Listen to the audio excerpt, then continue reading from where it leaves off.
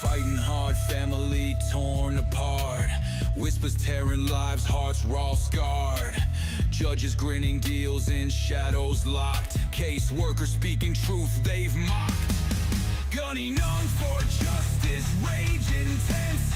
Bringing kids home from this broken fence. Corruption weighs heavy, loss collapse.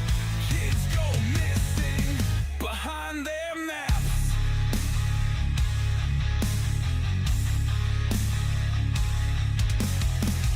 CPS stealing kids, no trace. Lies build walls, the truth they erase. Gunners howl, cuts through the air. He won't stop midnight, he'll get there. Dark hallways where the guilty play. Secrets hiding, hope fades away. A man with fire, voice like a storm.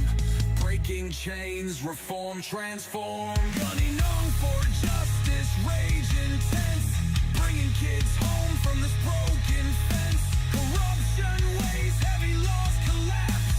Kids go missing behind their maps.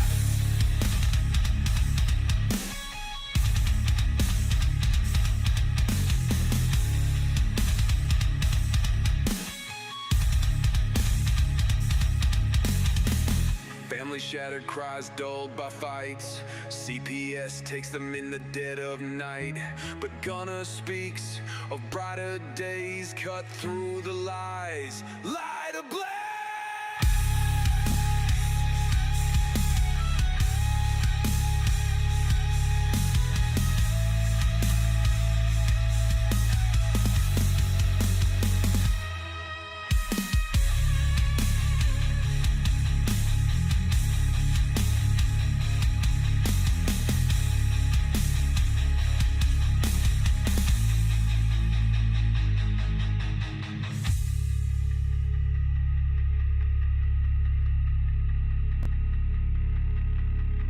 Family shattered, cries dulled by fights. CPS takes them in the dead of night. But Gunner speaks of brighter days, cut through the lies, light ablaze.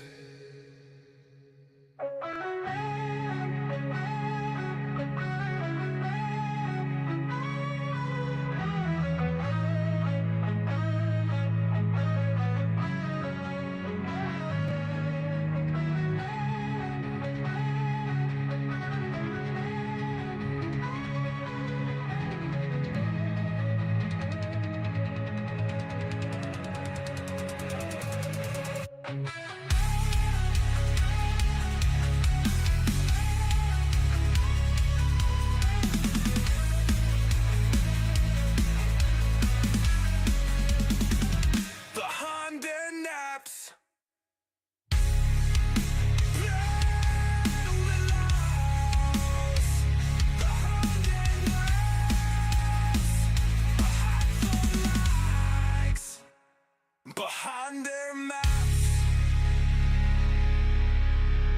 Hey look, this for every mama got her baby snatched on some bogus shit. For every pops they locked out the crib like he ain't blood. CPS, y'all been eating off pain for too long. We know what you on, but now it's war, this gunning foe. CPS. Kick doors, no warrants, they taking our seeds. Say it's neglect, but they planting they greed. Feds in they pocket, judge got a fee. Run it like a business, adoption spree. Contracts overseas, got partners in France. But shorty from Shy, he ain't get a chance. Mama work 2 jobs, daddy do right, but they still snatch his baby in the middle of the night. Fuck CPS, they ain't saving shit. Just a system full of snakes getting rich off kids. We see through the cap, we done taken the hit. Now it's Suffer Davis popping and we loaded the clip. Gunna got the case, now we in that fight. Taking this to SCOTUS, shining that light. They ruined good homes, now we flipping that script. Time to bring them back, time to empty the clip.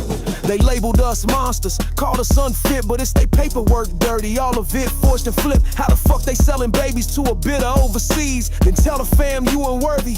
Man, please, we got mamas in pain, daddies in tears. They breaking our hearts, been doing it for years. Now we riding with Gunner, and we got the proof.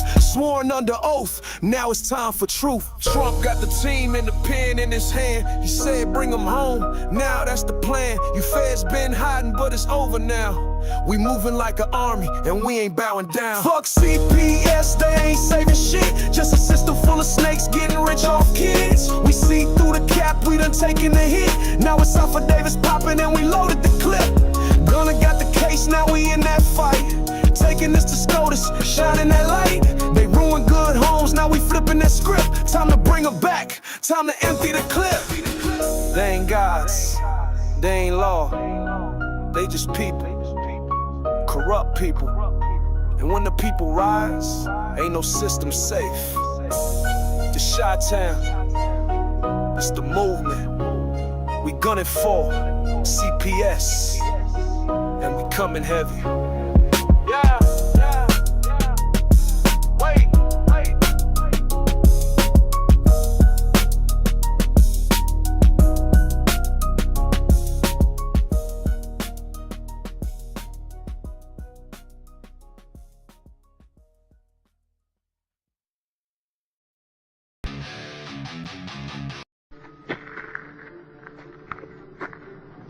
I'm gonna pull the whole thing down.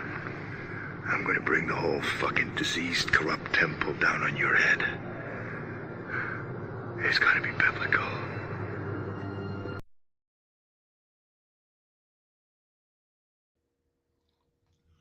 Good evening and welcome to another edition of Gunning for CPS. I'm your host, Gunner. Welcome to a new year after we've taken a short break due to the holidays and due to some illness that's been going on, obviously around the country, and has kind of hit our house just a little bit as well. So we've just been trying to do our best to get through the holidays through here, as most of you probably have as well as fighting sickness. But welcome to a new year, to a new fight, a a chance to gain part of our platform here is one is education, giving you knowledge and information that will help you either fighting your case in CPS through the state and or federal, focusing in on constitutional rights, and basically just exposure of mass corruption as we go through. As you know, that some of you may know that um, we've had a lot going on in our case, major developments. There's actually an appeal and everything else into our state to overturn the ruling due to the fact that both the judge and magistrate, well, magistrate first, then the judge, violated procedure and violated the state codes that also dealt specifically with uh, violation of due process. That's just clear as day. But at the same time, these particular codes were mandatory. In other words, the courts, that the judge, the magistrate, CPS, all the others should have known these are the things that should have been done, but those things were not done. And then the state had actually updated the law to make it more specific, which then was able to file under new evidence, which also will be going into our federal case of here's some more new evidence, so on and so forth, to move forward with what we have. But let's dig into a few things here tonight. As far as education and a lot of other things that we have here. And listen, guys, we've been getting tons of exposure. We've been doing this for well over a year now, educating you guys, giving you information, shining the light on the corruption of CPS, the family court system, the states, and the way that they're getting their monies, sharing information as far as, how they've been profiting through it, how they've not been following constitutional rights, even in their policies and procedures, that the states, basically all 50 states, are not following the Constitution when it comes to CPS, DCF, whatever it may be called in your particular part or state, and or a subcontractor, whatever it may be. But these policies and procedures is they're training people to commit constitutional crimes to obtain these children. And if the law was truly followed as well as the Constitution, Every single one of these cases, and we have the documentation and the proof, which is what we're putting on the federal record too, is that for over a decade, the state of Tennessee has been breaking the constitutional rights, um, the violating constitutional rights. Yeah, actually reporting it to the court that they've done these things, and the judges and magistrates play ignorant, which then the doctrine, whether it's criminal or it's civil, it does not matter, that the doctrine of fruit from a poisonous tree should take and apply to every single case, especially as well as a state entity or organization cannot take and um, operate by violating constitutional rights. And now, with the evidence of over a decade that the state of Tennessee, let alone more evidence of all 50 states going into this, of saying you have been illegally obtaining funds, because if they're doing this and they're doing this as a state, they're not entitled to receive any federal funding if they're operating the state or any state agency within there unconstitutionally. It disqualifies them from the funds. So now Tennessee is looking at, especially of over a decade of what we have so far now, a criminal investigation will be moving forward with this as well.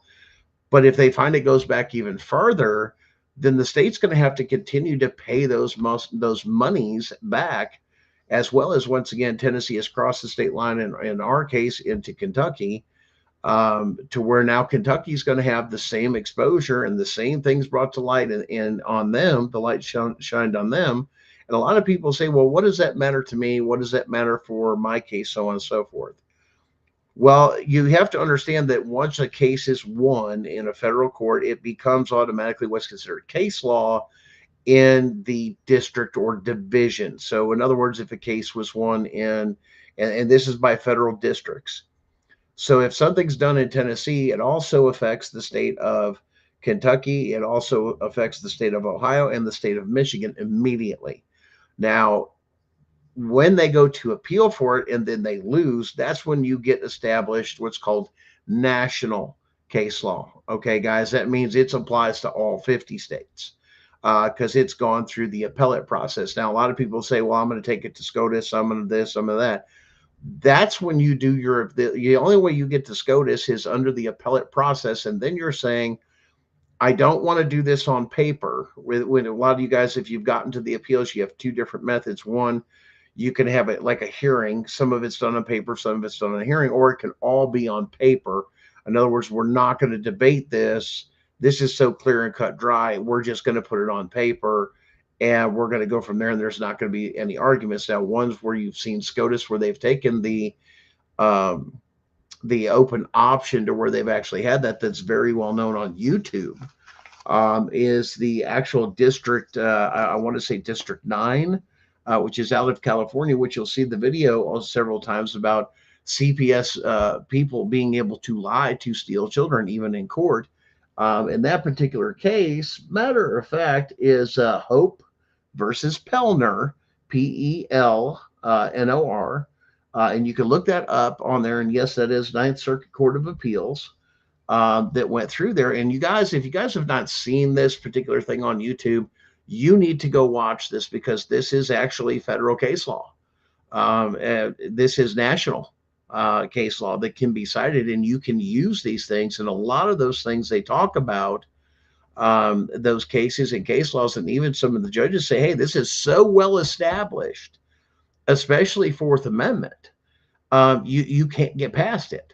I mean, it's so well documented. Now, I've also talked to a lot of people, like I said, on Facebook, so on and so forth, that have gone through and say, well, they had a court order to remove my kids. Okay, but they didn't have a court order or a warrant to come into the home. And that's where a lot of people say, well, how do I know if I've had a federal case? When they removed the kids from the home, did they have a warrant to enter the home, or did they shove a court order in your face and say, hey, we have a court order to do this? And here's why. Because a warrant can only be signed by an Article 3 judge, not a family court judge, okay, to enter the home. And it has to have probable cause with it. A court order, it doesn't have the power. In other words, that judge doesn't have the authority or the ability to say, break into the home and take. If it's in the home, it's Fourth Amendment protected. Once you go outside the home, then they're vulnerable to people coming in, and that's a whole different story. But if you never leave your home, and you know, well, we have an order to do this. Well, guess what? My kids ain't coming out of the damn house, and there ain't a damn thing they can do it. And if they come in, and once that, like I said, and once again, it depends on how you're going to challenge it or what you would challenge it. But it's very, very, very clear. You have to have an Article 3 judge sign it, a warrant to enter the home, even if the kids are in there, if papers. Why? Because the Fourth Amendment, and we've covered this on past shows, covers papers, your documents, everything else like that, and persons.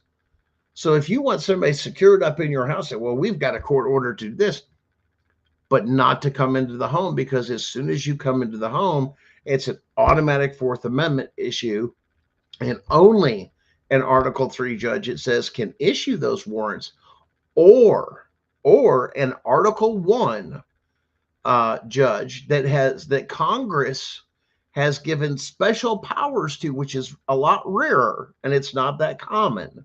But an Article 3 judge must be addressing that.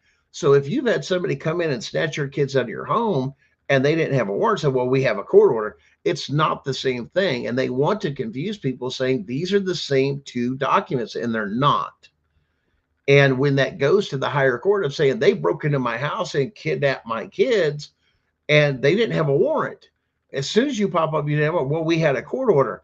That judge doesn't have the authority. And that's what you put in on your paperwork of saying, when you write some of these things, or you file for like a 1983 or something like that, you turn around and say, this is my challenge. You know, this is my question. This judge didn't have the authority to issue anybody to come into my home. Matter of fact, the judge doesn't have the power to do that. But there's so many judges and magistrates so drunk on power, and the police and law enforcement are so damn ignorant because they've not been taught. And I use that word ignorance because it's a lack of knowledge, which they should have this knowledge of saying, wait a minute, I can't go in this home. We can't do this. I can't even assist you in removing the kids via CPS because they're in the house, and they'll have a damn fit. This is where they're bought and paid for. The state has taken over and bullied these law enforcement agencies, like your locally elected constitutional sheriff, of saying, well, the judge did this and that. Well, the judge didn't have the power, but law enforcement is not given that form of education to say and question. It's just follow orders. They don't know what they're getting ready to do is to actually commit a crime. Actually, that is huge. You know, like I said, when it comes to that, and a lot of people don't understand that. Now, with it, like I said, we've been getting all this exposure, and everybody's like, well, what do you mean we're getting exposure? Listen, we've been doing this for well over a year with this show. And I can tell you that the exposure that we've been getting, and the things that have been called out, and the corruption that's been called out, is so mainstream now that and this is what they hate. They don't want the light shined upon them. But let's go to, let's see, a couple of different things I took and found. And these are some of the things I found, but these are a little bit more well-known people, like I said, that you'll notice in some of these clips that are exposing CPS. So let's watch a couple of these videos and see what they're actually saying and what's getting out there. Child Protective Services, the largest human trafficking organization in the world. There have now been so many cases of this government agency arbitrarily coming into a family's world and taking one of their kids and making them just disappear.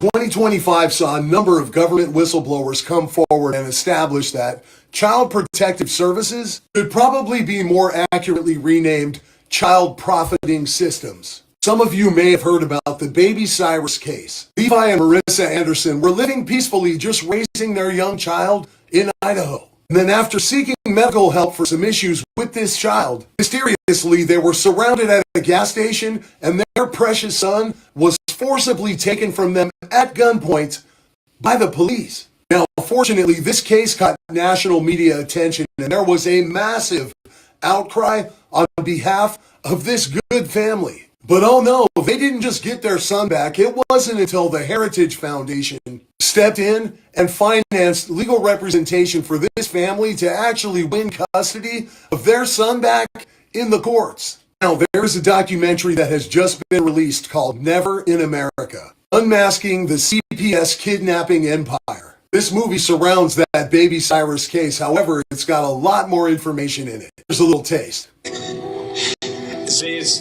the greatest fear of parents to have their child taken from them. How in the world does it happen by force at the point of a gun?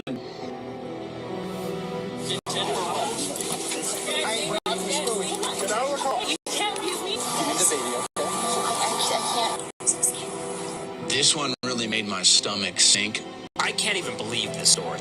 Cyrus, a 10-month-old baby who's been kidnapped, stripped from his loving parents by CPS. No, go in the car. In the car. It's all right. It's I don't want anybody to have to endure this. Nothing but respect for Ryan Mata for making this film. It's available free on YouTube and a number of other platforms. Once again, CPS, the largest human organization in the world. Child Protective Services.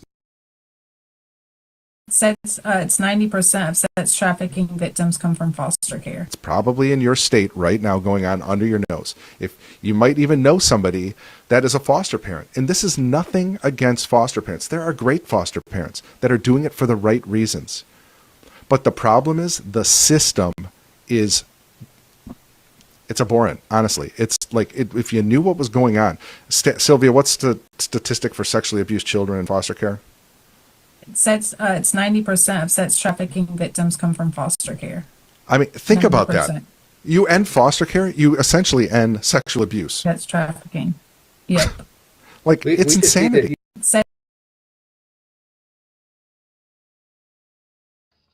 Wow, guys. 90%. It's the root of the evil. It's the root of the problem. But still, it's financed as a failed system, something that's supposed to be put in place to protect children is actually causing more damage. And this is why we've said this is part of a greater evil. As we get into this, that I don't, they give the concept to many of the caseworkers or some of the other people that were defending people, were doing this or doing that. But yet 90% of the time, they're just covering up, especially in the court systems, the crimes of CPS that have been done to even get them into a courtroom, or, even further, not even having jurisdiction on things, and just continuing and continuing and continuing. And it's not up until recently, especially within the past year, that people have been speaking up, finally telling their stories and not being embarrassed of what has happened to them, and coming forward and saying, no, I was abused by the system. I was not taken seriously. This was not handled, especially when it comes to things. And a lot of people that don't understand. And they say, well, what do you mean there's being abused by a system? Well, let me show you something here. And this is going to blow your mind. And this is what's happening, that we're seeing, especially here in Blount County, Tennessee, with teachers and other people in the school systems, or public officials, or people in churches that are convicted and caught offenders. And matter of fact, we just had Diane Lashmere, I believe it's the way you say her name, used to be a Blount County magistrate here in Tennessee, that she was caught aiding and abetting her son that had child pornography and destroying evidence. It has a federal ongoing case and everything else, and then was remanded back to Blount County to face for the crimes that she did in Blount County. And they gave her like a year's probation or something like that. I mean, it was crazy. And then it can be expunged off the record. The same thing with Mr. Dalton. If you know anything about Dalton in Blount County, it's all over the news. You can Google all of this. Did they give him a slap on the wrist? And they let them back in. Matter of fact, the CPS is actually hiring child predators. And this is, well, Gunner, you can't take and prove that. Yes, I can.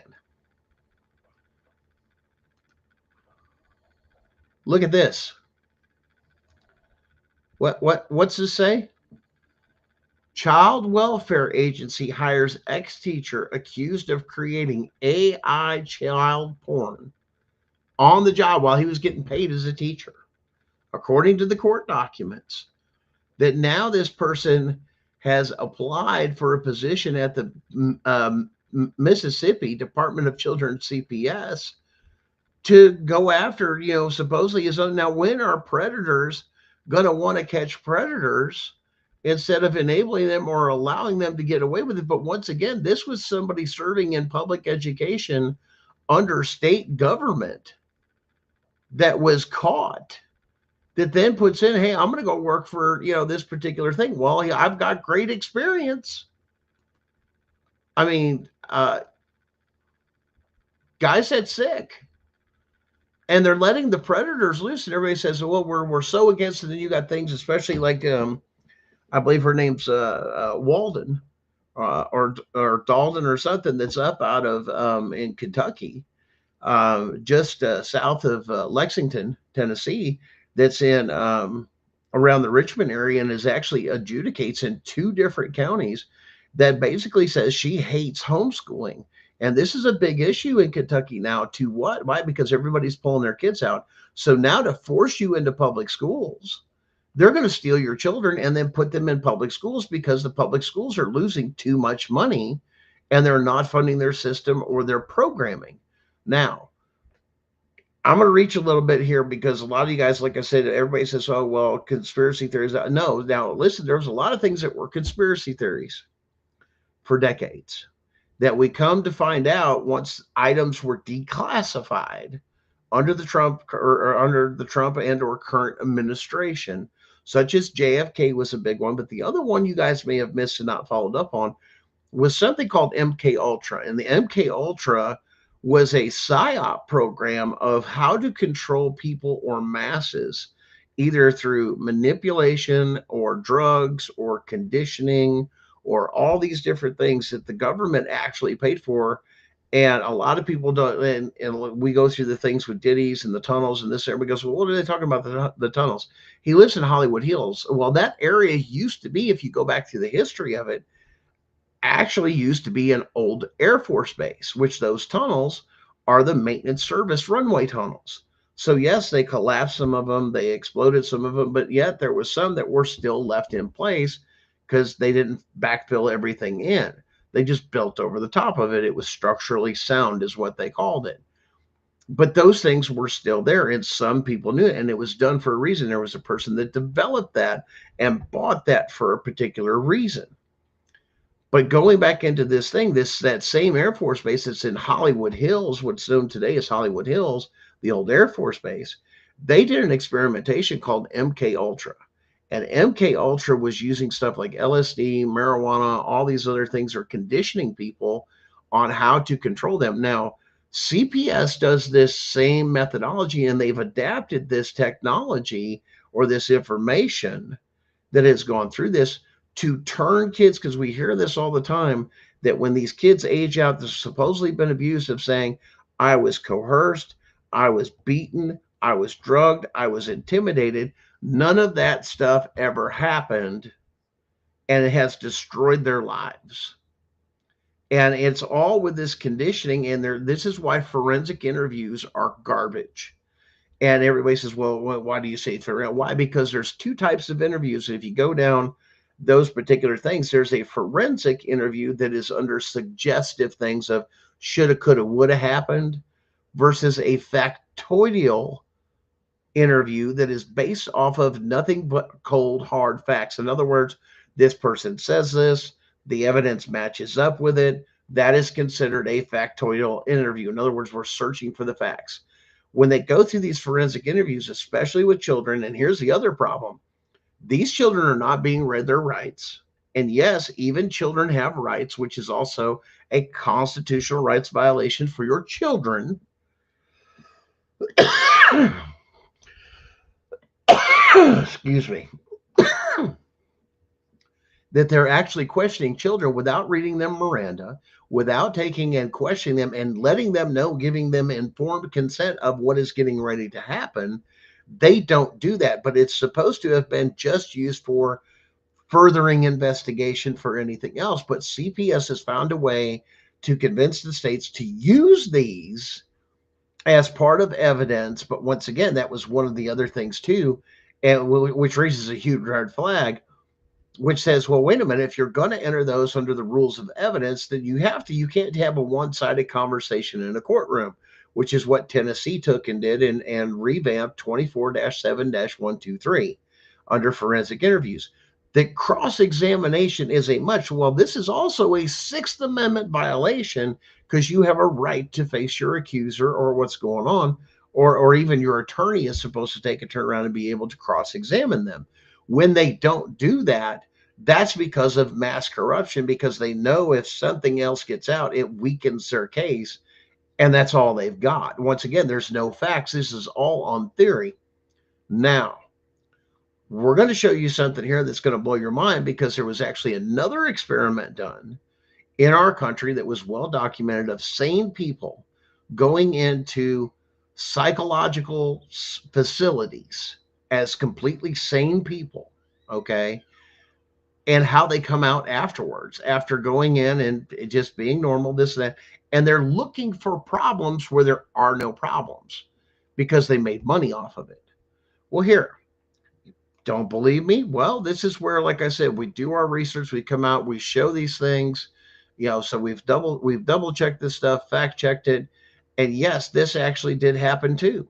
So watch this next clip here, and this will blow your mind, because this is what CPS is using against families and children when it comes to what they're doing to the mothers, the families, and everything else. It's all part of this psychological conditioning. See, we didn't have this issue so many years ago because it wasn't about the human psyche. Now they're trying to learn about the human psyche to turn around, not to better you as humans or better us as a country. They're using it as a manipulation tool to turn around and convince people of something that is based on theory. Well, let's watch.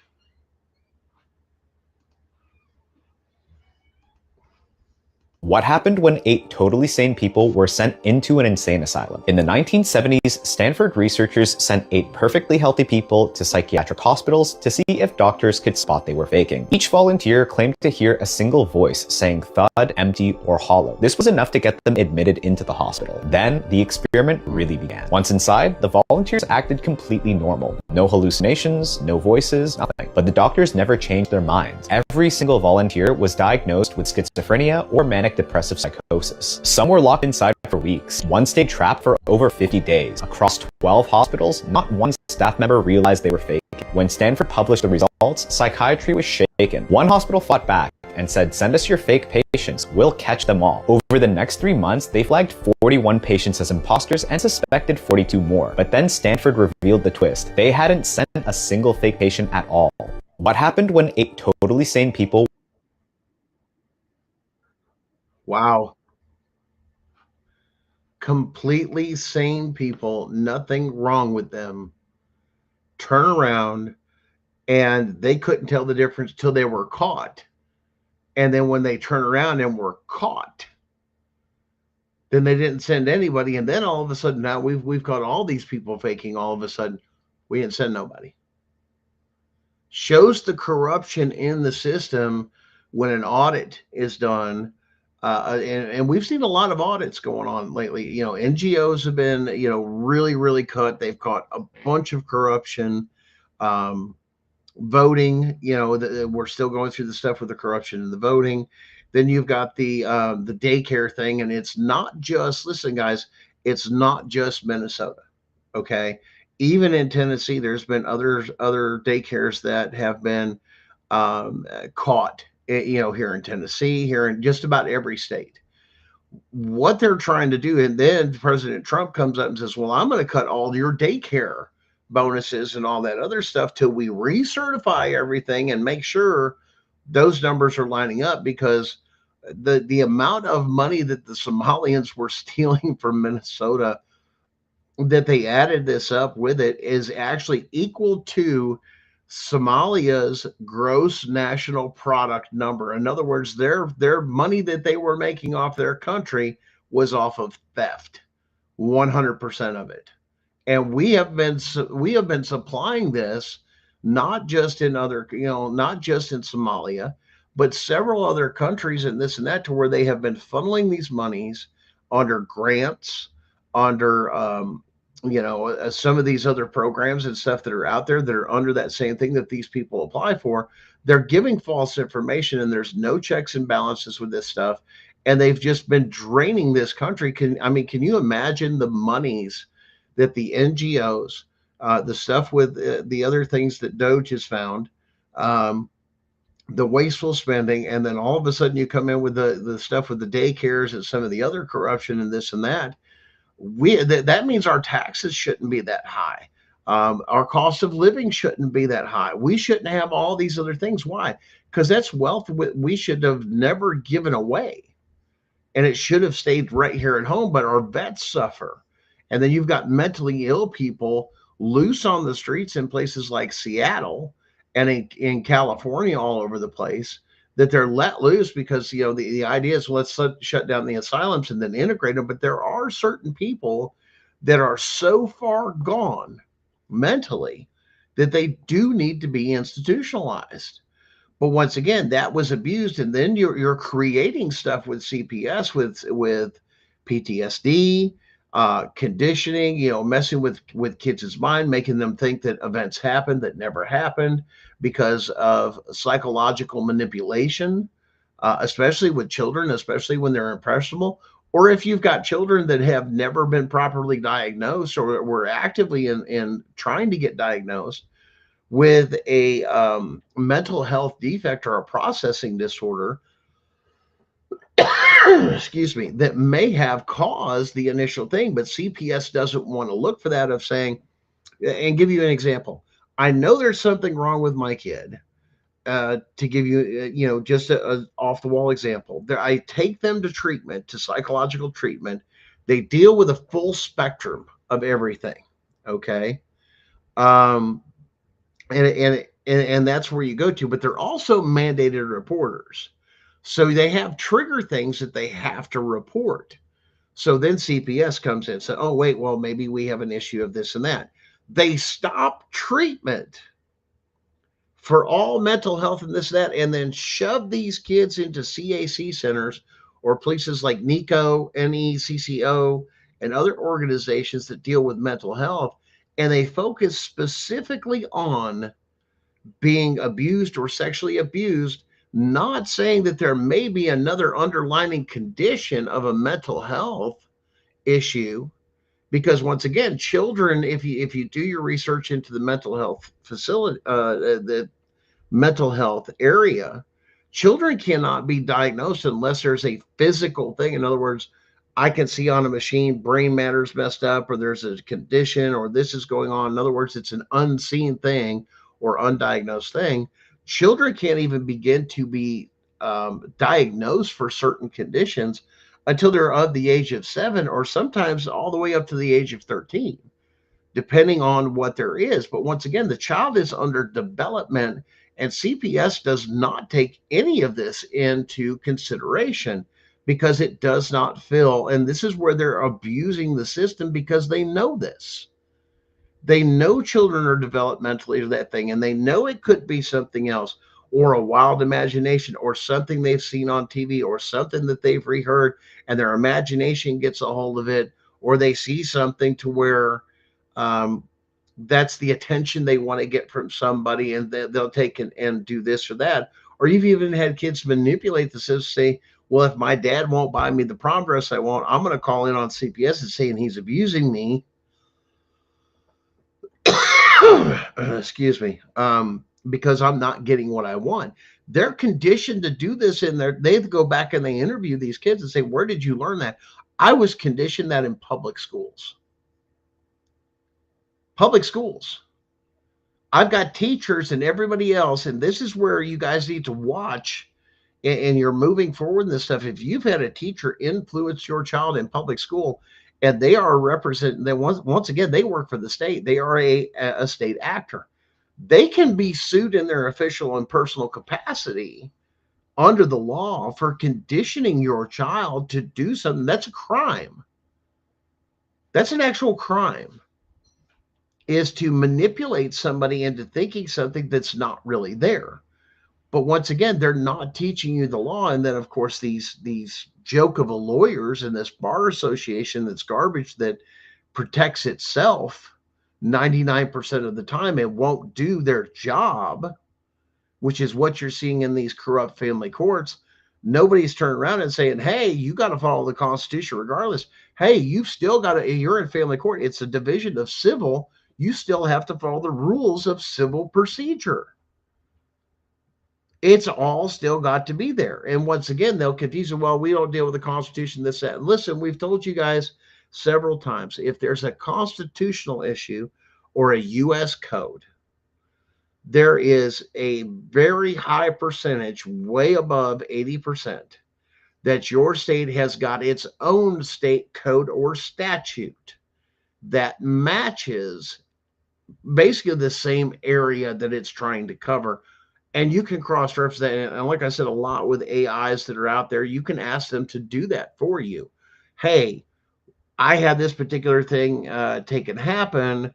I want you to go through and say this was a constitutional rights violation. Can you also go through the state constitution and the state codes and statutes and show me where the errors were to go through this stuff? Or you can do it the old-fashioned way,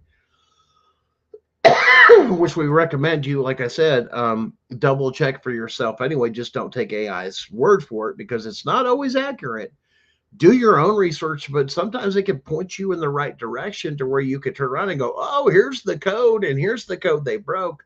That's what states want to hear, and that's what they don't want to get caught doing, is breaking a state code or statute of saying, you didn't do this, and it doesn't matter if you're a family court or not. Here's the rules. Matter of fact, a lot of the rules for family court of the civil division of which is family court, actually has its own codes and stuff like that. Like one of the ones that we quoted earlier, that we filed on, that was TCA code 24-7-123, that they made it further defined. And this was supposed to benefit, and you got to watch some of these things. It was made to benefit CPS, but it also took and bit them in the ass, because as soon as they took and put that up there, that means you can go back, even if your case is past the appellate date. There's been a new law, there's been a new evidence, there's been this, and you can now file on these of saying, this would have made a huge difference in my case to actually, I wouldn't have gotten the verdict I would have gotten. And when you go to things like cross-examination and you deal with that particular thing and or this or that to go in there, and that wasn't done, well, not only does that expose them for not doing cross-examination and following the code, it also, you can make the quick connection. That's a huge due process violation and a Sixth Amendment violation, which means the judge or magistrate has violated their oath. And here's the proof. When you get that stuff in there and then you hold them to it, and they say, well, what if they don't follow it and they don't do this and they don't do that? If it's a law, especially a new law, look up that law, because there's a House bill, there's a Senate bill, just like there is in the federal government with your state, and they have to vote on it. And this particular change was done, especially this thing, and this is what you have to look for too, it was passed unanimously. In other words, everybody voted for it. So then you can go to the lawmaker and say, hey, lawmaker, you know this law that you took and passed, and it's supposed to be law, and it's effective by this date, blah, blah, blah, blah, blah, blah, to go through this and that. Well, I just went through this, and they kicked it back, and they didn't follow your rules. Well, that's where they get in trouble, even the appellate court or the judicial branch of your state, because then your state lawmakers can pull them in to an oversight committee or something like that, of saying, whoa, a judicial oversight committee, of going, why didn't you rule this way? Why didn't you do these particular things? Because you should have followed this. And this is how we meant it to be done or read. And why didn't you follow what we passed? And then they can drop them on sanctions and remove them and everything else if they feel, well, I just didn't feel like it applied. That's not going to go over so well, especially with lawmakers. Because believe it or not, the judicial branch of government, and the mimic style that it was done even through the states, was designed to actually be the weakest link of the three separate powers. And you go, well, how do you look at the Federalist Papers? Look at some of those founding father documents that we had of why it was like that. That's like everybody's going through all this crap with, with executive orders right now, and the court's trying to stop this and that. It's not going to happen. He can do what he wants under the executive branch. That's just like the reclassification of marijuana from a Schedule 1 to a Schedule 3. Well, he can't do that. Well, the executive branch of government controls the Food and Drug Administration. It also controls several other things in the Department of Health and Human Services. They must follow what the executive branch or the boss says. You can't this or that. And reclassifications of medications happens all the time throughout history. And we're beginning to wake up. And once again, this country's beginning to wake up, and we've about had enough of this. But people have got to understand they have to learn to understand their rights to even defend their rights. And that's been a big proponent of what we do here at Gunning for CPS, as well as, walking you through some of the different things that we've done in our case to show you, what we're in the access of doing and how to go about the steps when it comes to your own personal case. Because that's one thing a lot of other movements is that, well, your case is this. Yes, it's true. Everybody is different, but there's a lot of similarities.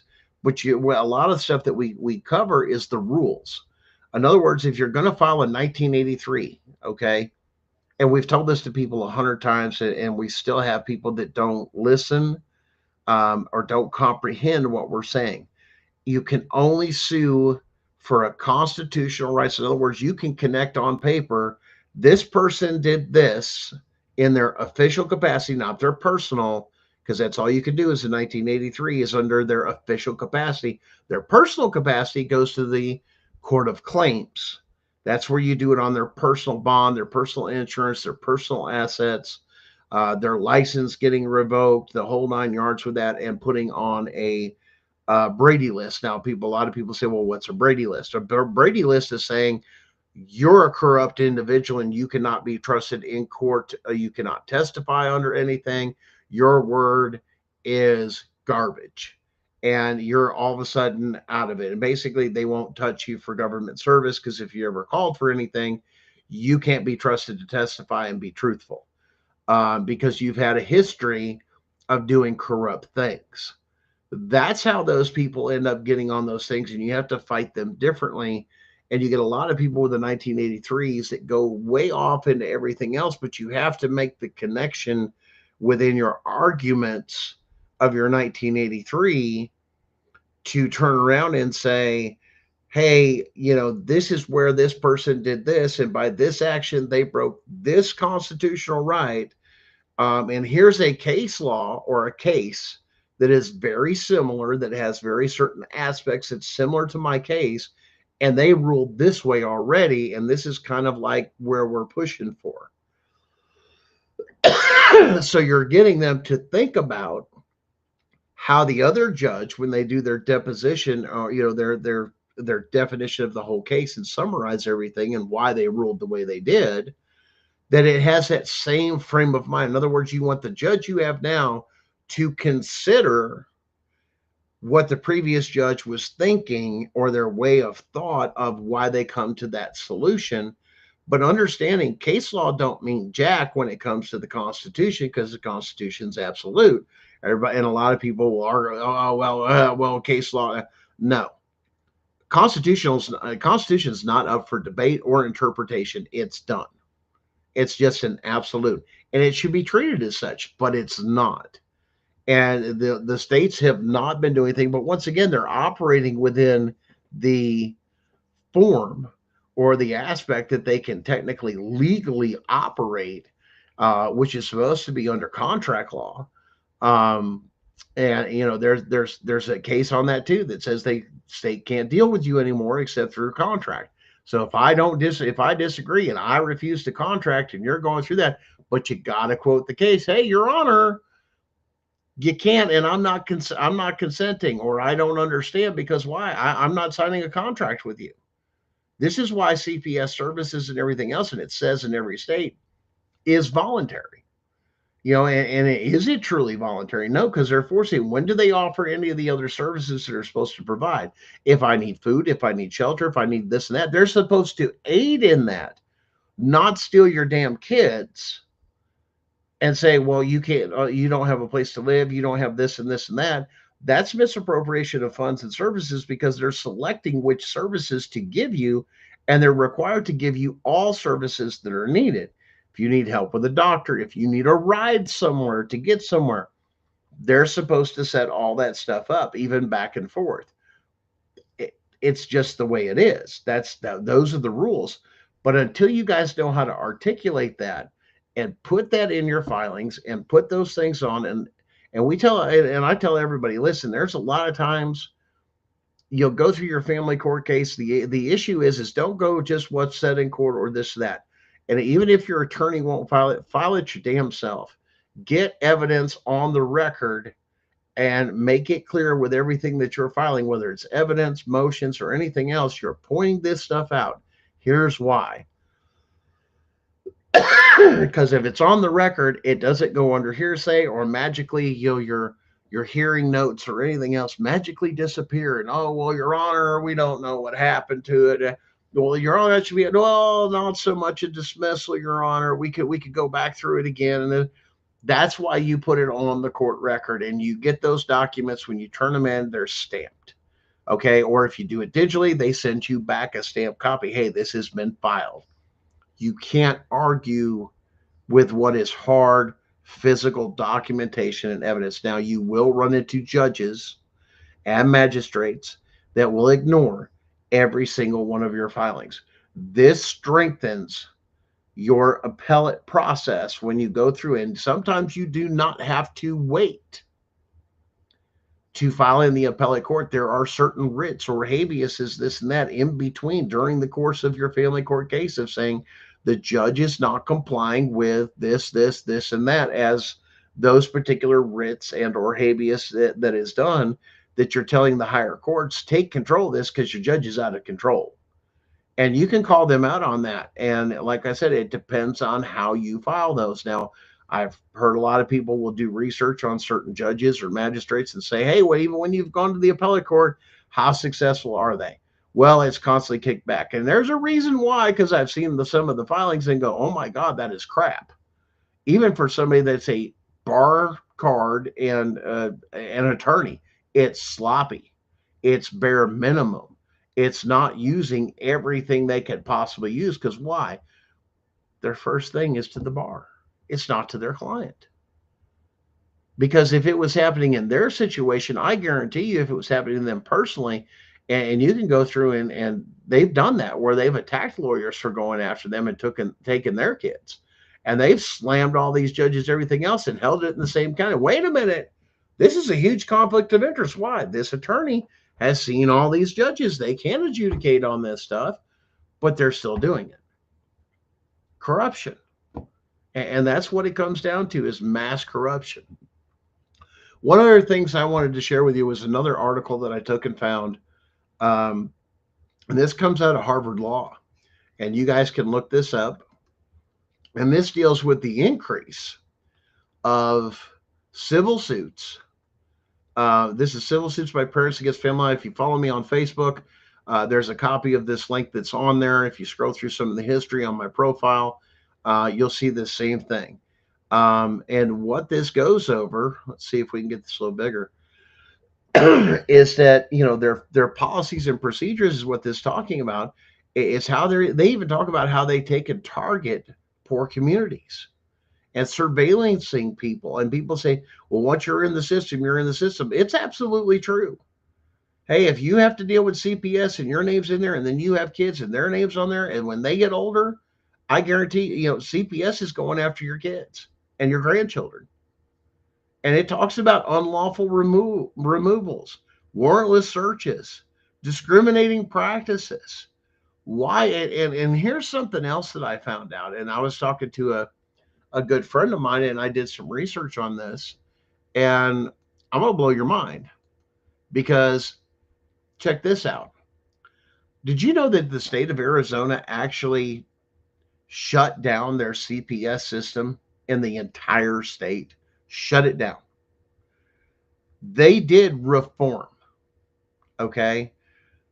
Restructured it, cleaned it up, this and this and that. And slowly over time, the same people that used to work for them got hired back. And the same thing is now happening again to where Arizona is looking at CPS again that has been reformed, that all these people pushing for reform, it does not work because it goes back and it's like a disease or a cancer and it just goes back to the same way it was before. Arizona has pointed this out severely and they're looking at it again after the reforming part has done. Arizona has led the way as far as a case study of saying reform does not work. Abolishment is the only solution. Why? Because if it's truly child abuse, guys, and listeners say, well, they're going to take and leave our children, defenseless and this and that and all these other things. This and no, CPS should be abolished 100%. That whole division of family court abolished and everybody held accountable 100% because it's unconstitutional. One. Two, it interferes with the duties of a duly elected sheriff. These are criminal codes of child abuse, neglect, all these other things, but they're trying to adjudicate them in a civil court and they're giving you, all these things that they could go through here that it's a criminal action. Otherwise, piss off. Other than that, you're supposed to be able, and you could do that without knocking on my door, is go to a website and advertise, here are some services, and if you need these services like food banks or this or this or that, and do it off a website. We don't need thousands of caseworkers to do what they're not already doing. But they are incentivized through the foster care program and everything else to what? Steal children. Rachel Keefe, what if I disagree on what all happened due to me not understanding under the ADA? Yes, that is a position you can take with your filing. Matter of fact, we have Equal and the Same that on the CPS Breaking News Network, which we're part of, that does a show, Henry, excuse me, every Saturday night that he does a show. I believe he starts at 7:30 on YouTube channel CPS Breaking News. And we do show his show here through Facebook and so on and so forth through our lives. That we do have our lives back now. That we're able to do lives on Facebook. Thankfully, for no reason we were banned. Didn't even give us one. Just said you're cut out. But yes, under the ADA, if you say I didn't understand, because then once again, you can't contract with somebody that doesn't understand, and that would be one of the theories or positions you would take is, how could I contract with the state if I don't comprehend? And then you would end up attacking it not from family case law aspect, but under contract law, both state and federal, of saying, I didn't contract with them, I didn't this, I didn't that. And like I said, there's other case law and stuff like that out there that says, hey, they have to contract with us.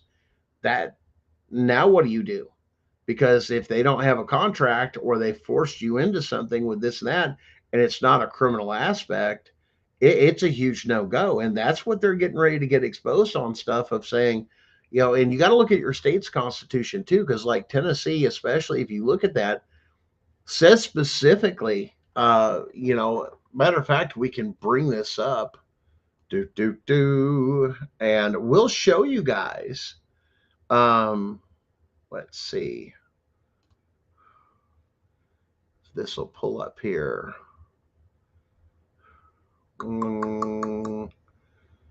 Okay, and this is for all you guys in Tennessee, and you can look for this. This is and I'm going to show it to you in here in just a second. And it's under Declaration of Rights, Article 1, Section 14, and I'm going to share the screen with you guys in here in just a minute. And this is what you look for where they violate their own state's constitution. Okay. Let me show it to you. Boom. Let me make this larger so you can read it. Number 14, that no person shall be made to answer for any criminal charge. Wait a minute. Did they put a criminal charge on a civil case? Did they codify it as a criminal charge, even though it's in civil court? Yes. Yes, they did. And they do this all the time in Tennessee and several other states. But wait, their own constitution says no person shall be put to answer for any criminal charge or code, but by presentment of an indictment or an impeachment. So if you were never indicted or impeached in the state of Tennessee and you got a criminal code, okay, in your civil case or in family court, and they do this all the time. It's sneaky as hell because they don't think you're going to know the Constitution. Now, wait a minute.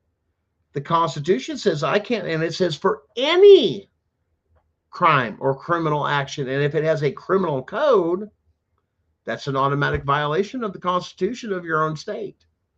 Now you've got them because not only have they violated their state's codes, you violated the state constitution. That's an act of treason on a state level. And you can prove that. But you got to go through and understand where your rights are. Where do you find your rights? How do they work even within your own state? This is where you dig into those things that when we tell you, do your research, get your understanding. One, understand your constitutional rights. The law of the land. Two, go through your state's constitution, because there's a lot of stuff in there saying, wait a minute, this happened to me, but my state constitution said that's rooms and grounds for an appeal, guys. And you do it under new evidence. Hey, I just recently discovered this. And that's what you have to put on paper, because they'll end up hitting you with probably a motion to show cause. And what you're going to say is, hey, a law has changed, or hey, this is new evidence, and this new evidence would make a difference to overturn it. Or procedurally, once again, there's many different rules of civil procedure. You'll have to find the one that matches, of saying they didn't follow the state's constitution or the constitution or this and that. Why? Because this is completely missing, or this is on the record showing they did, and they now stumble upon themselves. Now what are you going to do? Because they're caught. And then that gets exposure. And then all of a sudden there's a huge damn problem for everybody across the way. Oh, now you've got a corrupt judge and you can call them out for it. Why? You didn't do this, or you did this, or you filed it this particular way because you did this and that, and you thought it was cute, which CPS tries to do, is jack people up. You accused me of a crime and convict me of a crime, but I've never been indicted or impeached. You violated the state's constitution because it says all. There's no room for interpretation. Well, we could do it. No, it says all. And see, when that's why I tell you guys when to say, well, you got, you're Gunner, you're pretty confident about your appeal and everything else. This is why. You violated not only this code and this law change that they took and did, you violated your own state's constitution by doing what you were trying to do. And then you wouldn't allow crossing. I mean, it was a cover up.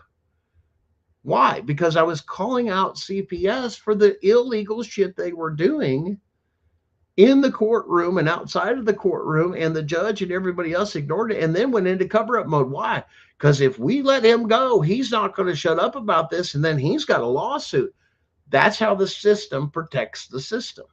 And a lot of you guys have already gone through this, especially when you point out about your caseworker or this or that, or them doing this, or they're not following this. And even in the courtroom, once again, these people get comfortable, especially in family court. Well, we're not going to, they still have to follow those things. And when you point it out, they get scared. When you get educated, they get scared. Because now you not only understand it, you comprehend it, you're able to apply it. And that scares the hell out of them. Now you're not going in paying just an attorney, because when you pay the attorney, you're saying, I'm not smart enough to represent myself. That's what you say to the court. But you get a lot of other people um, that go through that. Now, once again, Rachel, if you go through that stuff and a judge denies your two appeals, your judge doesn't have the power for you to go to the appellate court and can't deny that power. Matter of fact, that's something you actually report to the attorney general's office of saying, my judge applied my appeals. No, I want to go to the appellate court. All I have to do is in every state is notify the court. The judge doesn't have the power to interfere with it whatsoever, nor does a magistrate at all in all 50 states. They cannot. A matter of fact, if you take and report that to the attorney general's office, that they jacked up and withheld your appeals to even going to the appellate court, that's a criminal act. And yes, that must be reported. And once again, you have to dictate that. Once again, don't just call FBI, don't call just the attorney general. File paperwork, put it into words, list everything out and this and that, and just don't dump on them. Don't emotional upchuck on them. Keep it simple. I was denied appeals by the judge. They interfered with me appealing. The judge didn't want somebody else's opinion on it. That's the point of the appellate court, is to keep the lower courts in check. And that's a huge issue. And yes, wife 2 years, you never signed anything with CPS and they carried on anyway. Exactly. And that's the stuff in your appeals. I did not contract with them. I did not this and that. They are not law enforcement, even though they like to act like it. They have no oath. And you point out, I was questioned and never read my rights. And they say, well, it doesn't. Yes, it does. And then you take it up to even to the higher court. That's where you go into the 1983 under constitutional questions of saying, am I not supposed to do this if I'm being accused of a crime? Yes, child abuse is a criminal code. And if you're having that in there, and you got to watch how they codify this stuff or how they file this paperwork, because you can catch them on trying to slide in something that they can't legally take and put on there, and they're doing it. But you've got to understand how all that stuff works. Well, guys, it's been fun. We're going to take and wrap things up tonight. Thanks for joining us. Welcome to another new year. We'll give you more information as we take and get more updates in the case and more things that we learn and processes. We've increased our team that we're doing this and getting more resources and more people out there. The ADA is absolutely a 100% a thing, but here's the thing. Don't make it your primary focus unless you have a physical disability. And this is why I say, and I hate to say this, I've had this conversation with Henry that does equal and the same. They're not going to pay attention to just that being your primary argument. They're going to want something else beyond that. And that's just the bias of the courts and the discrimination. And it's just the way it works. It's not supposed to. Now, if you go to the federal level, it's a little bit different story, but state level, they could care less because they're covering up the fact that 90% of them are using those funds of thinking, hey, I have a ramp out front and a handicap bathroom, and that's all I need to do as far as ADA. There are what is known as visual disabilities and what are called hidden disabilities. And the court is not supposed to discriminate between the two. For example, a visual one is somebody in a wheelchair. Another one for one you don't see is PTSD or severe anxiety order. That the court is supposed to compensate for those things, and they're not. But they're still taking the money, the grants, and everything else that they're applying for, like what? Because they look at it as, ooh, more free money. And when you get them to become compliant and do the things they're supposed to, you find out that we found out upon other investigation, no state's following it. They're just taking the money and they're not providing the services they're supposed to. And that's a huge issue. It's called fraud. And you can call it out on your own case. But guys, it's been great.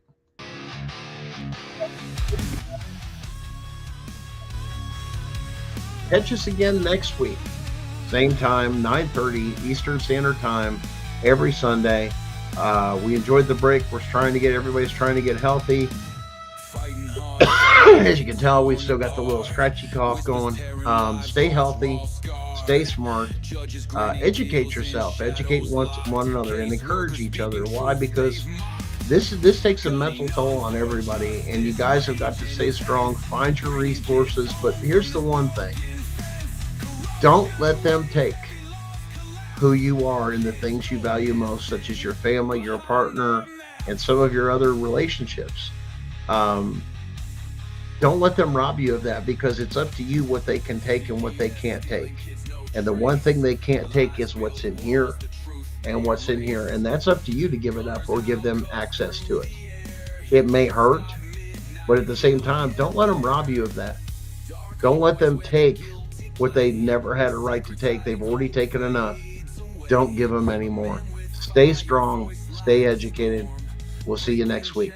Have a great week, guys.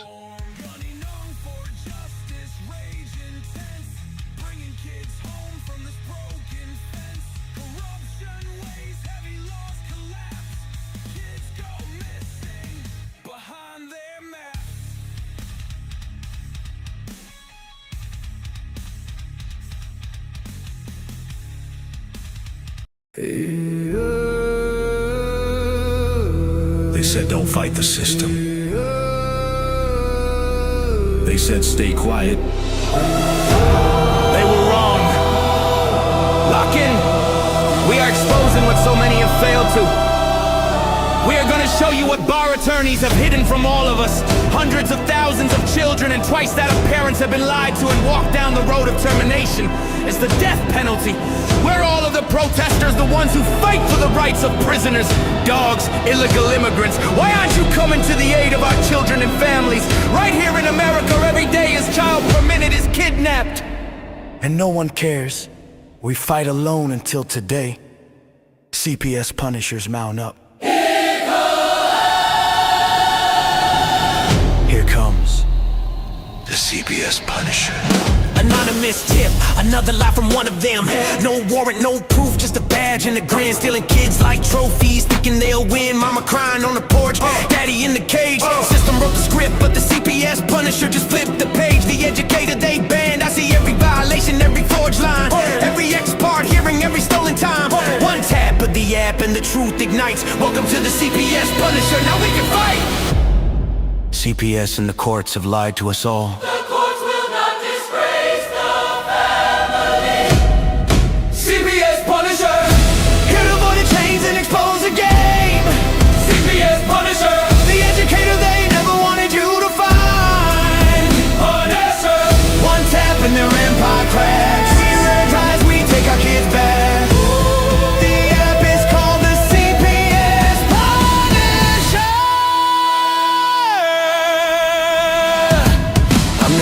Shadows, the skull in the night, the binder full of secrets and weapons you all need. Ab initio, watch me void that lie. Fourth Amendment armor, watch the tyrants cry. Falsified drug test, gone in a flash. I see Tebio, warrior, due process king. Every parent's hero when the hotline rings. I call it justice. Download the truth, now the system busts us. From the courtroom to the streets, hear the battle cry. The CPS punishers arrive.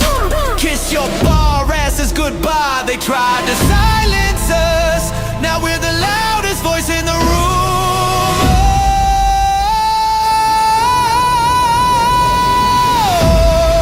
CPS Punisher. Here to avoid the chains and expose the game. CPS Punisher. The educator they never wanted you to find. Born as her. The children never leave again. Families rise, we never look back.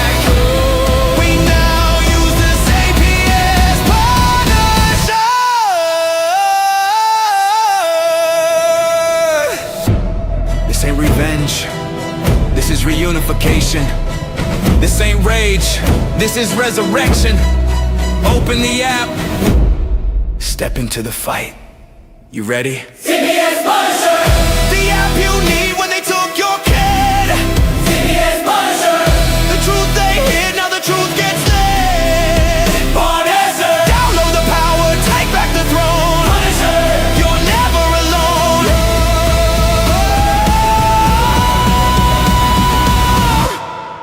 CPS Punisher.